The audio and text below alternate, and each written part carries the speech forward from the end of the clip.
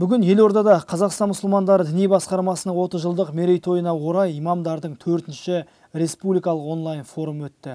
Ислам, мәдениет пен ізгіліктің бастауы деп аталған алқалы жиынға мемлекеттік хатшы Қырымбек Көшербаев, ақпарат және қоғамдық даму министрі Аида Балаева, бас муфти Наурызбай Қажы Тағанұлы, мемлекет және қоғам қайраткерлері, діни басқарманың өңірдегі бас имамдары, сондай-ақ онлайн режимде 1000-нан аса дін қызметкері қатысты.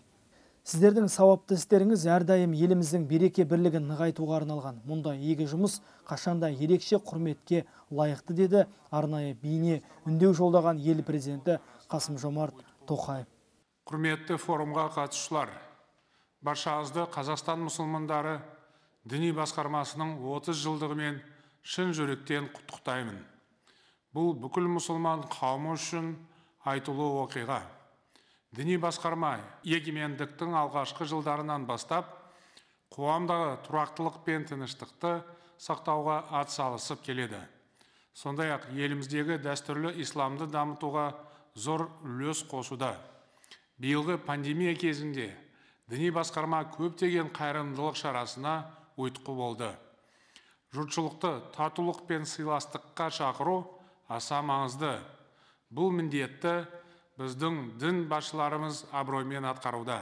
Игі шараға Қазақстанның тұңғыш президенті елбасы Нұрсұлтан Назарбаев құттықтау хатын жолдады. Жиында мемлекеттік хатшы Қырымбек Елеуұлы елбасының құттықтау сөзін баршаға жеткізді. Сіздер өз білімдеріңізді ұдай жетілдіріп отыру арқылы қасиетті ислам дінінің қадір қасиетін халыққа дұрыс түсіндіріп, сөздеріңізбен де, күнделікті істеріңізбен де қалың жұртшылыққа үлгі бола білулеріңіз керек деп ойлаймын. Бүгінгі форум осы орайда байсалды әрі ашық пікір алаңы болып, алдағы жұмыстарыңызға бағдар белгілеп, тың серпін беретін игілікті іс-шараға айналады деп үміттенемін. Ізгі мақсат жолында қызметтеріңіздің жемісті болуын тілеймін. Нұрсұлтан Назарбаев. Форум мақсаты мұсылман қауымы арасында ұлттық рухани дәстүрлерге негізделген діни рәсімдер мен жоралғылардың мәдениетін қалыптастыру және зияткер имам мәртебесіне лайықты дін қызметкерлерін іріктейтін құжаттар қабылдау деп атап өтті мінберде сөз алған бас муфти. Ең бастысы дін мен дәстүр сабақтастығы жан-жақты дәріптелуде, деді Наурызбай Қажы Тағанұлы. Бүгін біз имамдар форумында діни саладағы жұмысымызды одан әрі жандандыра түсу үшін және дін қызметкерінің тұлғалық мәртебесін арттыру мақсатында, сонымен қатар діни рәсімдердің тәртібін қалыптастыру бағытында ас беру мәдениеті, зират және зиярат мәдениеті, зияткер имам тұжырымдамасы құжаттарын қабылдаймыз. Аталған құжаттар халқымыздың рухани өміріне оң әсер етіп, нәтижесін береді деген сенімдеміз. Ендігі мақсат осы құжаттарды халыққа жеткізіп, жан-жақты насихаттау. Форумның қорытындысы бойынша ас беру мәдениеті, зират пен зиярат мәдениеті, зияткер имам құжаттары қабылданды. Аталған құжаттар жұртшылық арасында орындалатын діни рәсімдерді бірізділікке келтіруге және зияткер имам мәртебесін беруге лайықты дін қызметкерлерін іріктеуге оң ықпалын тигізбек. Қазіргі қоғамда осы зират тұрғызу мәселесіндегі шариғат талаптарының қайшы келіп жатқан мәселелер бұл жерде айтылған.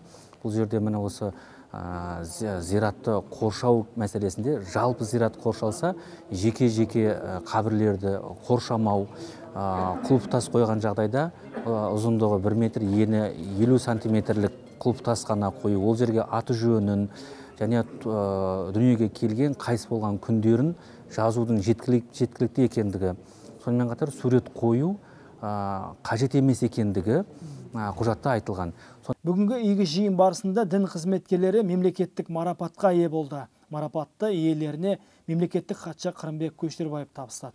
Атап айтсақ, Алматыдағы Әл-Хамид мешітінің бас имамы Асылхан Аманқұлов, Шымкент қаласындағы Шейх Мұхаммед Садық мешітінің бас имамы Бегайдар Қажы Әміре, Алматыда Қалқаман мешітінің бас имамы Кенжәлі Мырзабаев президент жарлығымен шапағат медалімен марапатталды. Сондай-ақ Түркістан облысындағы Сарағаш медресе колледж директорының кеңесшісі Әбджаппар Сыманов, Алматыдағы Әбу Ханифа медресе колледжінің директоры Құлмұхаммед Махамбет және Ақтөбе медресе колледжінің директоры Әбдімүтәліп Дәуренбеков Қазақстан президентінің алғыс хатын алды. Ал Қазақстан мұсылмандары діни басқармасы төрағасы Наурызбай Қажы Тағанұлы Қазақстан президентінің құрмет грамотасымен марапатталды. Бас муфти Наурызбай Қажы Тағанұлы Хазірет марапатталады. марапатты табыстайтын Қазақстан Республикасының мемлекеттік хатшысы Көшербаев Қырымбек Елеуұлы. 30 жылда рухани ордаға айналған діни басқарманың бүгінгі игі бастамаларын Мырзатай Жолдасбеков сынды ел ағалары да қолдады. Діни басқарма дер кезінде қоғам үшін өте қажетті мәселені көтеріпті деген ойға келдім, шаяқтарым.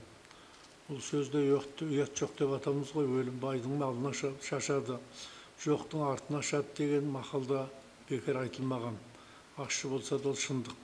Біз торқалы той мен топырақты өлімде төбе көрсетіп, білгенімізді айтып жүрген жанның біріміз, сіздер шет жағын жақсы білесіздер.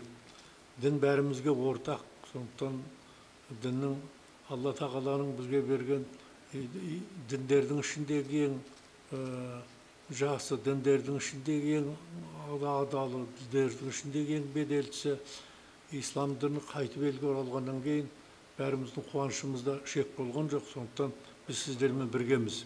Ендігі міндет осынау маңызды құжаттарды барынша насихаттау, ас беру, зират салу үстінде ысырапқа жол бермей, бірізділікке түсіруге имамдардың айтқаны аздық қылады. Ол үшін халық боп қолдау керек. Осылай деген ел ағалары жаңа бастама жақсылықтарға бастасын деп батасын берді. Жиын соңында форумның арнайы үндеуі қабылданды.